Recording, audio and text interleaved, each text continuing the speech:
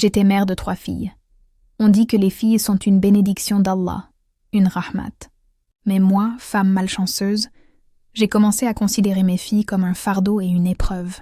La raison en était que mes 3 filles étaient non seulement laides, mais elles avaient à la peau si noire que personne ne voulait les épouser. Dans ma vieillesse, je travaillais par nécessité chez les gens pour les nourrir. Chaque jour, je pleurais et priais Allah pour que quelqu'un me soulage de ce fardeau. Et puis un jour, Allah a entendu ma prière, et peut-être que mon épreuve a commencé. Ce jour-là, une femme est venue chez moi. En voyant sa richesse et sa splendeur, mes yeux se sont écarquillés de surprise. Elle m'a dit « Je veux faire de tes 3 filles mes belles-filles ». En entendant cela, ma joie ne connut pas de limite. J'ai accepté le mariage. Mais ensuite, elle a posé une condition qui a changé ma vie. Elle a dit « Tu ne verras pas tes filles pendant 6 mois ». Et quand, malgré cette condition, j'ai essayé de voir mes filles, la scène qui s'est déroulée sous mes yeux a ébranlé mon âme. C'est pourquoi, amis, restez avec nous jusqu'à la fin pour comprendre toute l'histoire. Je me demande souvent si la miséricorde d'Allah peut parfois devenir une épreuve pour l'homme. Quand j'étais petite, souvent pendant les pluies, mes parents priaient sans cesse. Ô Allah, ne transforme pas cette miséricorde en calamité pour nous. Alors que lorsque la sécheresse frappait le village, que le soleil brûlait et qu'il ne pleuvait pas, je voyais les gens de mon village, ainsi que ma mère, pleurer et supplier Allah pour sa miséricorde. J'ai demandé à ma mère, « Mère, hier encore tu priais pour cette miséricorde et aujourd'hui tu pries pour qu'elle cesse ?» Alors ma mère disait, « Mon enfant, tout comme il est difficile de supporter la colère du Seigneur, il est aussi très difficile de supporter sa miséricorde. Chaque chose n'est bonne qu'avec modération. » À l'époque, je n'avais pas compris les paroles de ma mère. Mais un jour, quand le village a été inondé et que la pluie tombait sans cesse, j'ai compris. Et avec le temps, j'ai compris toutes ces choses qui étaient autrefois des mystères pour moi. Puis je me suis mariée. Je suis arrivée chez ma belle famille. Dès la première année de mariage, Allah m'a accordé la bénédiction d'une fille. J'étais très heureuse qu'Allah m'ait donné une miséricorde. Mais ma belle-mère a fait la grimace. « Tu es si heureuse d'avoir donné naissance à une fille. Ne sais-tu pas que les filles sont un fardeau? Elles augmentent les difficultés des parents, et toi, tu remercies Allah pour la naissance d'une fille ?» L'attitude de ma belle-mère m'a semblé très étrange. « Mère, que dites-vous? Une fille est une bénédiction d'Allah. » Elle a répondu d'un ton sarcastique. « Ce n'est pas une bénédiction, c'est une calamité. Parce qu'elle est si noire et laide, si seulement Allah avait donné un fils à mon fils, sa tête serait haute de fierté aujourd'hui. Et puis soudain, Allah m'a gratifié de 3 bénédictions, 3 filles, que ma belle famille et mon mari ont transformées en épreuves. L'attitude de mon mari envers moi était également très mauvaise à cause de ses parents, frères et sœurs.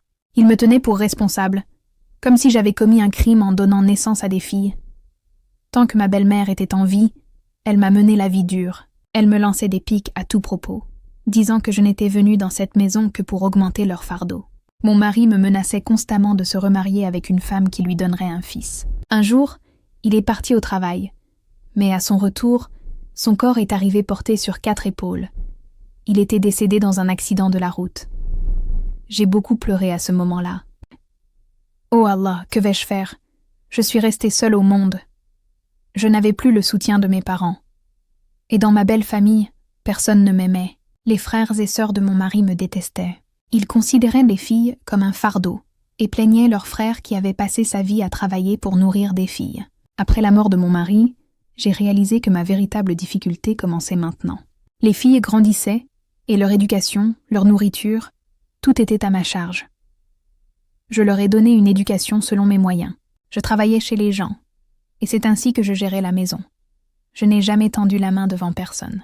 La plus grande difficulté est survenue le jour où une femme est venue voir ma fille pour la première fois en vue d'un mariage. « Et ma sœur, appelle ta fille. Je suis très pressée. Après avoir vu ta fille, je dois aller ailleurs. » Ces paroles m'ont semblé étranges, mais j'ai silencieusement appelé ma fille aînée, Maria. Quand Maria est arrivée, la femme l'a regardée avec mépris. « Et ma sœur, c'est ça ta fille ? En te voyant, je pensais que ta fille serait comme toi, belle et au teint clair. Mais elle est noire comme du charbon. Elle est petite. Son teint est foncé, et ses traits sont tout à fait ordinaires. Et ma sœur, pardonne-moi. Mon fils est un prince. Il gagne très bien sa vie, et je ne vais pas marier cette horreur pour lui. » Elle est partie en nous transperçant le cœur avec ses mots durs. Après son départ, Maria a éclaté en sanglots. Moi, qui étais restée sous le choc, j'ai repris mes esprits après son départ. J'ai regardé ma fille attentivement et j'ai réalisé que toutes ses paroles étaient vraies. Ma fille, elle était vraiment laide. J'ai regardé mes 2 autres filles. Elles aussi étaient très laides. Jusqu'à aujourd'hui, je les avais regardées avec les yeux d'une mère. Et pour une mère, tous ces enfants sont des morceaux de lune, peu importe comment le monde les voit. Mais aujourd'hui, j'avais compris que mes filles étaient laides. Maintenant, je commençais vraiment à trouver mes filles comme un fardeau. Qui viendrait les épouser? Il y a la pauvreté à la maison, les revenus sont faibles, la situation n'est pas bonne. Je ne peux ni leur donner une bonne dot, ni leur offrir une grande éducation. Et elles n'ont pas non plus une belle apparence. Alors qui viendra? Jour et nuit, mes soucis augmentaient. Mes prières s'allongeaient. Ma fille aînée, Maria, devenait très irritable avec le temps. « Ma fille, tu te mets beaucoup en colère. Qu'est-ce qui t'arrive ?» lui ai-je demandé un jour. Elle se mettait en colère contre ses 2 sœurs sans raison. En entendant mes mots, ses yeux se sont embués. « Rien, maman, c'est juste comme ça », a-t-elle dit en se levant et en partant. J'ai alors compris que ma fille souffrait de ne pas être mariée. Toutes les filles de son âge étaient déjà mariées et mères de 2 enfants. Je comprenais la douleur de ma fille. J'ai décidé d'appeler la marieuse à plusieurs reprises pour lui demander de trouver de bons partis pour mes filles. Les 2 autres étaient encore jeunes, mais je m'inquiétais beaucoup pour Maria. Avec le temps, mon anxiété augmentait. Dans la famille, tous les garçons étaient mariés. Mes belles-sœurs et beaux-frères avaient marié leurs fils en amenant des filles de l'extérieur et se moquaient beaucoup de mes filles. Ils les traitaient de « noires », comme s'ils n'avaient aucun lien de sang avec elles, comme si elles étaient les enfants de n'importe qui. Leur attitude me blessait énormément. L'âge de Maria avançait trop. Des cheveux blancs commençaient à apparaître. Les effets de l'âge se voyaient sur son visage et dans son allure. L'amertume devenait évidente dans ses paroles. Voyant tout cela, j'étais très inquiète et je me demandais ce que je pouvais faire pour ma fille. Comment soulager sa peine, alors que les 2 autres filles étaient aussi en âge de se marier. J'ai appelé la marieuse chez moi. Je lui ai dit « Ma sœur, pour l'amour de Dieu, même si c'est un homme âgé ou veuf ou divorcé ou père d'enfants, cela ne fait aucune différence. Qu'il soit juste un homme honnête qui puisse donner 2 repas par jour à ma fille. Marie, ma fille, je suis très inquiète. » En disant tout cela, j'ai pleuré. Maria est venue vers moi. « Maman, si tu es si fatiguée de moi, alors étrangle-moi ou donne-moi du poison. » À ces mots, je l'ai serrée dans mes bras. « Je ne suis pas fatiguée de toi, ma fille folle. Je t'aime peut-être plus que mes 2 autres filles. Quand je pense à toi, mon cœur se déchire. Que faire? Je veux juste que le bonheur entre dans ta vie. » La marieuse a dit « Si tu parles des mariages des 2 plus jeunes, je peux arranger ça. Mais c'est difficile pour Maria. Son âge est avancé. Même un divorcé voudra une femme belle. Évidemment, quand un homme gagne sa vie, il a beaucoup d'exigences. Un homme qui travaille peut trouver n'importe quelle fille. » Maria l'a mise à la porte après lui avoir répondu. Je réfléchissais à ce que je devais faire. La marieuse était partie fâchée. Comment allais-je trouver des maris pour mes filles? C'est alors qu'on a frappé à la porte. J'ai ouvert. Une femme à l'apparence prospère se tenait là. Bien habillée, parée de bijoux, ses vêtements étaient très raffinés. « Qui êtes-vous » ai-je demandé en la regardant. Derrière elle, il y avait une grande voiture, et elle me parlait d'un ton très suppliant. « Qui êtes-vous, ma sœur, et que voulez-vous de moi » J'étais étonnée. Que pouvait bien vouloir une femme si riche de moi?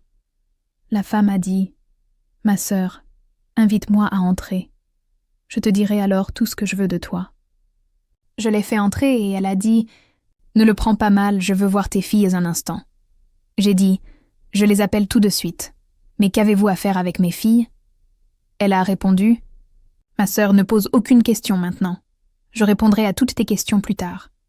Exauce juste mon vœu pour l'instant. » J'ai appelé toutes mes filles et la femme les a observées attentivement. Puis elle leur a demandé « Faites-vous la prière? Avez-vous lu le Coran ?» Ensuite, elle leur a demandé de réciter le Coran pour elle. « Je veux entendre votre voix. » La voix de mes filles était très belle. On dit qu'Allah a doté chacun d'une qualité ou d'une autre. Et mes filles avaient cette qualité. Leur voix était magnifique. Quand elles récitaient le Coran, un sentiment de paix descendait dans le cœur. Les yeux de la femme se sont remplis de larmes. Elle a dit « Ma sœur, je veux faire de tes 3 filles mes belles-filles. J'ai 3 fils. Allah m'a donné 3 fils très beaux, et je veux les marier tous les 3 dans la même maison. Avec des filles qui sont vertueuses, pauvres mais riches de cœur, si pieuses que leur piété illuminera ma maison. Ma sœur, ne me refusez pas. » Je suis restée stupéfaite, moi qui étais inquiète pour le mariage de mes filles, et voilà que cette femme richissime est venue ici pour faire de mes filles ses belles-filles, et avec tant de respect et de désir que je ne pouvais pas refuser. D'accord, mais je veux rencontrer vos fils une fois. Je veux voir votre maison. Ce n'est qu'après que je pourrai prendre une décision. La femme a dit « D'accord, je viendrai ici demain avec mes fils. Et si mes 3 fils vous plaisent, demain même j'emmènerai vos 3 filles chez moi. » Après cela, j'avais donné mon accord. Je pensais que c'était peut-être une folle qui s'était égarée ici. Qu'avait-elle vu chez mes filles pour qu'une femme si riche désire en faire ses belles-filles, elle qu'un homme ordinaire hésiterait 100 fois à accepter? J'ai pensé que ses fils avaient peut-être un handicap, un défaut ou autre chose. Mais quand j'ai vu ses fils le lendemain, mes yeux se sont écarquillés de stupeur. Les 3 étaient de plus beaux et distingués les uns que les autres, et tout en eux montraient qu'ils étaient riches. J'ai dit à cette femme, dont le nom était Kulsoum, « Tes 3 fils me plaisent beaucoup, et maintenant je suis prête à marier mes filles. Mais je n'ai rien à leur donner. Si tu me donnais un peu de temps, je pourrais préparer une petite dot. » La femme a dit, « Dieu m'a donné beaucoup de choses dans ma maison. Il ne manque de rien. Il manquait juste ces 3 filles. Maintenant donne-moi ces 3-là. Je m'occuperai de tous les préparatifs. » J'ai alors appelé le qazi, juge religieux, pour le mariage à la maison. Quelques personnes du quartier ont aussi assisté au mariage. La femme avait tout préparé en un clin d'œil. Elle avait apporté des tenues de mariée, du maquillage, tout pour les 3 filles. Et quand elle a mis les bijoux sur mes filles, tout le monde avait les yeux grands ouverts. Le destin de ces filles, noires et laides, qui ont obtenu des maris si beaux et si riches. J'étais émerveillée par la grandeur d'Allah. Je ne me lassais pas de le remercier. Lui qui m'avait tant donné sans effort et avait résolu mon si grand problème. Ce problème qui me semblait être une question de vie ou de mort. Là où j'étais heureuse de marier mes filles, j'étais aussi triste. Je ne savais pas si je pourrais les voir ou non. Et quand le mariage a été prononcé, la femme a dit « Je veux que vous acceptiez une chose. J'ai une condition à vous dire. » J'étais inquiète. « Écoutez, si vous aviez une condition, vous auriez dû le dire avant le mariage. » Après le mariage, cela semblait inapproprié. Elle a ri fort. « Oh non, ce n'est rien de tel. Ce n'est pas si difficile. Je veux juste dire que pendant 6 mois, vos filles ne pourront pas venir dans cette maison, et vous ne pourrez voir vos filles qu'1 jour par mois. Le jour de la 14e lune, pleine lune, vous m'informerez avant de venir, et c'est alors seulement que vous pourrez rencontrer vos filles. » J'étais stupéfaite en entendant ces paroles. « Pourquoi dites-vous cela ? Ce sont mes filles. Elles peuvent venir chez moi quand elles veulent. Je peux voir mes filles quand je veux.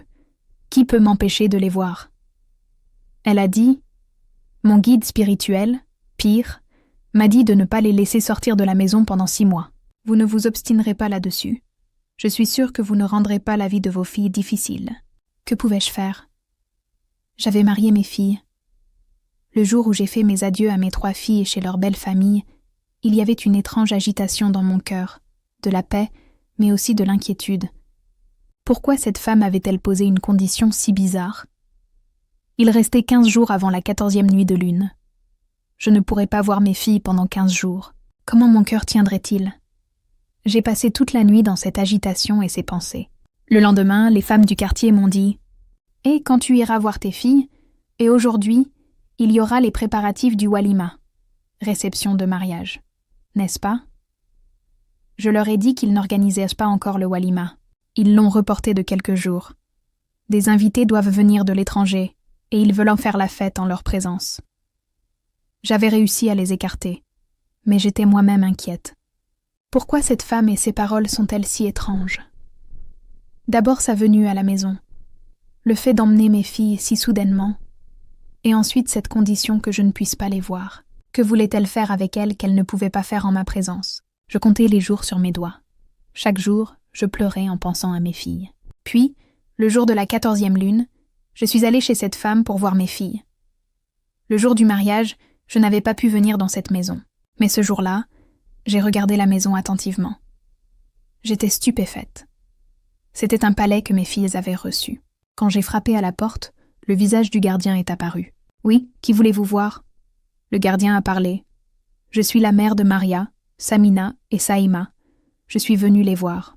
Mes filles se sont mariées et sont venues dans cette maison il y a 15 jours. La couleur du visage de l'homme a changé. Vous n'avez pas l'autorisation d'entrer dans la maison. Madame a dit que si vous veniez, je devais vous renvoyer d'ici. » En entendant cela, le sol s'est dérobé sous mes pieds. « Qu'est-ce que tu racontes ? Pourquoi devrais-je repartir ? Je suis venue voir mes filles et je ne partirai pas sans les voir. Appelle mes filles. » Mais il est resté ferme. « Écoutez, je ne peux pas mettre mon emploi en danger à cause de vous. Je dois obéir à ce que madame a dit. Sinon, je perdrai mon travail. Je suis un pauvre homme, j'ai des petits-enfants. Pour l'amour de Dieu, partez d'ici. Ne rendez pas ma vie difficile. » En disant cela, il a fermé la porte et je suis restée là, abasourdie. Les larmes coulaient de mes yeux. Et j'étais forcée de me demander qui était cette femme et pourquoi elle avait fait de mes filles ses belles filles, alors qu'elle avait une si grande maison, que ses fils étaient uniques et riches. Alors pourquoi avait-il décidé d'épouser mes filles ? À ce moment-là, sous le coup de l'émotion, je n'y avais pas pensé. Les femmes du quartier m'avaient pourtant mis en garde. Qu'ont-ils vu chez toi pour nouer ce lien ? Et s'ils utilisaient tes filles à mauvais escient ? Ils ont vu qu'elles étaient pauvres et naïves, et les ont emmenées. Nous pensons que leurs intentions ne sont pas bonnes. À l'époque, j'avais mis ces paroles sur le compte de la jalousie. Ces gens sont jaloux. Mes filles n'étaient pas belles, alors ils se moquaient d'elles. Et aujourd'hui qu'elles sont mariées dans une si bonne maison, personne ne le supporte. Mais maintenant, je réalisais que leurs paroles étaient peut-être justes. C'était moi qui, sous le coup de l'émotion, avais pris une si grande décision sans consulter personne, sans réfléchir, et j'avais livré mes chères filles à eux. Allah seul sait comment il les traite. Même après être rentrée chez moi, je ne cessais d'y penser. Mon cœur avait perdu sa paix. J'ai composé le numéro de Kulsoum plusieurs fois, mais son téléphone était éteint. Cette femme, je ne la laisserai pas faire. J'ai pensé à appeler la police ou à impliquer les notables du quartier. Puis j'ai pensé, non, il se peut que ce soit un malentendu. Je ne devrais pas impliquer la police ou les gens tout de suite. Je dois d'abord enquêter par moi-même. Si je me trompe, cela pourrait créer des problèmes pour mes filles. J'ai eu tant de mal à les marier. Si leur foyer est détruit à cause d'une de mes actions, je ne pourrai jamais le supporter. J'ai passé toute la nuit à penser à cela. Parfois je m'inquiétais, parfois je me rassurais. Le matin, après le petit déjeuner, je suis partie vers la maison de mes filles. J'avais décidé de ce que je devais faire. Comment entrer dans la maison, comment distraire le gardien. Quand j'ai frappé à la porte, le même gardien est apparu. En me voyant, il a dit « Madame, je vous ai renvoyé hier et vous revenez aujourd'hui. Allez, partez. Vous n'avez pas la permission d'entrer. » Je me suis cachée sur le côté, attendant que le gardien sorte ou soit occupé ailleurs pour avoir une chance d'entrer. Après 1 heure d'attente, j'ai enfin eu l'occasion. Des gens sont arrivés à la porte, voulant probablement voir la maîtresse de maison. Le gardien a dit « Je vais demander à la maîtresse ». Il a laissé la porte ouverte et est parti, et c'est là que j'ai eu l'opportunité d'entrer. Je suis entrée devant ces gens, ils ont essayé de m'arrêter.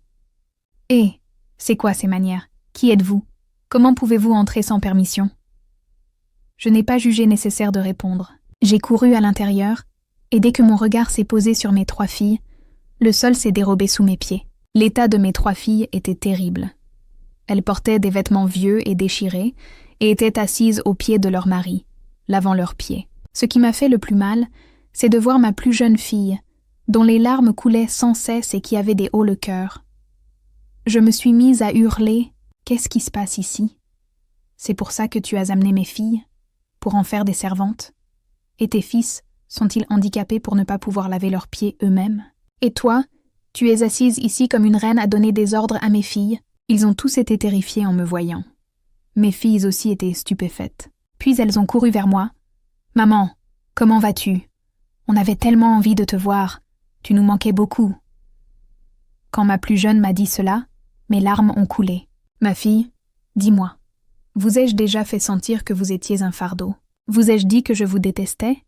Ou vous ai-je dit en vous laissant partir que j'étais morte pour vous? Elle a dit « Non, maman, ce n'est pas ça. Pourquoi dis-tu ça? Et pourquoi es-tu si inquiète? Pourquoi ne m'avez-vous jamais dit tout ça? Vous avez subi tant de cruauté, tant supporté, mais vous ne m'avez rien dit. La scène que j'ai vue de mes propres yeux a fait trembler mon âme. Je deviens folle en pensant à ce qui a pu vous arriver en mon absence. Je pleurais, et mes 3 filles sont devenues tristes. Maman, ce n'est pas ce que tu crois. Parfois, ce qu'on voit est faux. Parfois, ce qu'on entend est un mensonge. Pourquoi démentir ce que ta mère a vu de ses propres yeux? Et ta belle-mère, et vos maris, n'est-ce pas mal? Cette femme m'a dit qu'elle vous emmenait comme ses filles, et ici elle vous traite comme des servantes. C'est quoi tout ça? J'étais furieuse, je criais. La femme est venue vers moi et a dit « Ma sœur, ce que vous comprenez est faux. C'est vrai que je considère vos 3 filles comme les miennes. Elles ne sont pas les servantes de cette maison. J'ai des employés pour le ménage. » Ah bon? J'ai regardé Kulsoum avec sarcasme. Alors dis-moi, où sont tes servantes? Pourquoi mes filles portent-elles ces haillons? Et ce ménage, tout ça, c'est quoi? Si elles ne sont pas des servantes, pourquoi font-elles ça? Dis-moi. Elle a dit « Asseyez-vous. Vous pensez que ce que vous avez vu est la vérité, mais ce n'est qu'une demi-vérité. » J'ai répondu « Et ma sœur, je ne te fais plus confiance.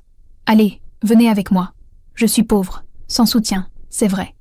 Mais je ne suis pas assez cruelle pour vous jeter sciemment dans cet enfer. Venez avec moi. J'ai encore assez de force pour travailler, faire le ménage chez les gens et vous nourrir. » La femme a dit « Ma sœur, avant de prendre une décision, écoutez toute l'histoire. Rappelez-vous que tant que vous ne connaissez pas les 2 versions, toute la vérité, vous ne pouvez pas juger. Car une demi-vérité est plus dangereuse que la mort. Dis-moi ta vérité alors. Raconte ton histoire. Pourquoi es-tu cruelle avec mes filles? » Maria a dit « Maman, bois de l'eau pour te calmer. Ensuite, tu écouteras belle-maman. Tu comprendras mieux si tu es calme. Nous sommes très heureuses ici.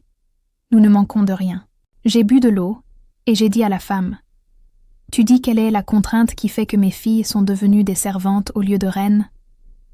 La femme a commencé. « Quand je suis née avec une cuillère en argent dans la bouche. J'ai toujours été chanceuse. Je n'ai jamais manqué de rien. J'étais aussi riche de beauté. C'est pour ça que le nombre de mes envieux augmentait jour après jour. Je suis tombée amoureuse d'un employé.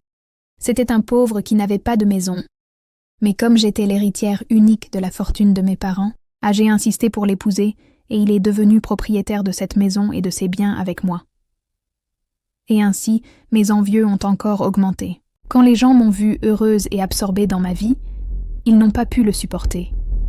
Ils ont commencé à faire de la magie noire, des talismans contre moi.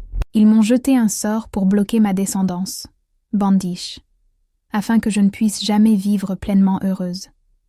5 ans de mariage s'étaient écoulés, et j'étais toujours privée de la joie d'avoir un enfant.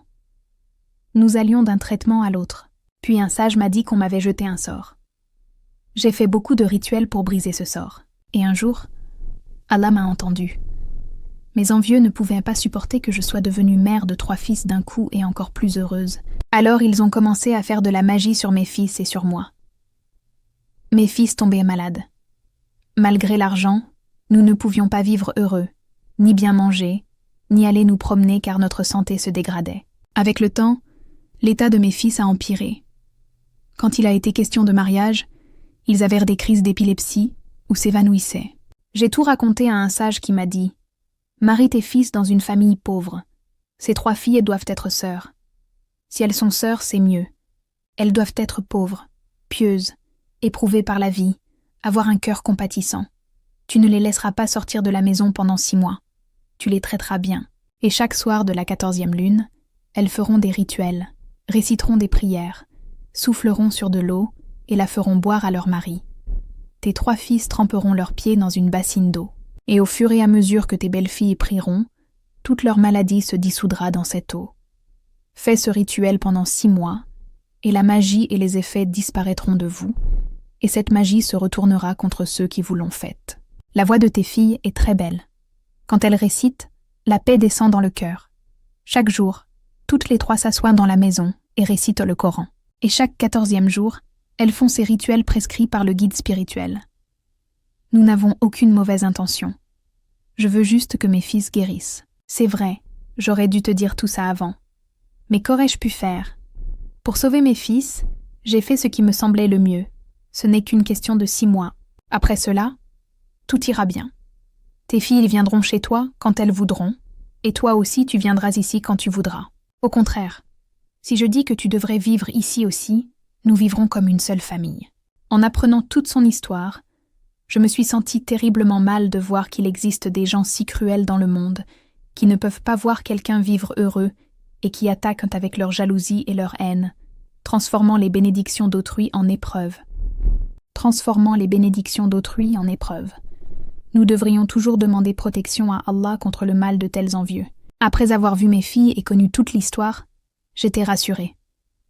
Mes filles m'ont assuré qu'elles étaient très heureuses et que je ne devais pas m'inquiéter. J'y allais chaque jour de la 14e lune.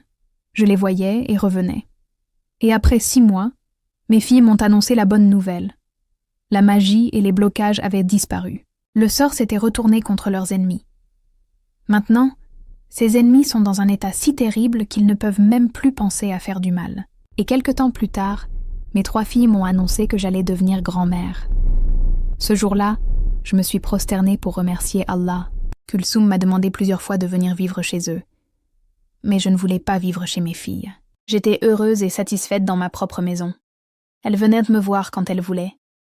Que pouvais-je demander de plus? Chers amis, aucun enfant n'est un fardeau dans ce monde. Les enfants sont une bénédiction et une miséricorde d'Allah. Fils ou fille, les deux sont égaux. Nous ne devrions jamais considérer la miséricorde d'Allah comme une calamité.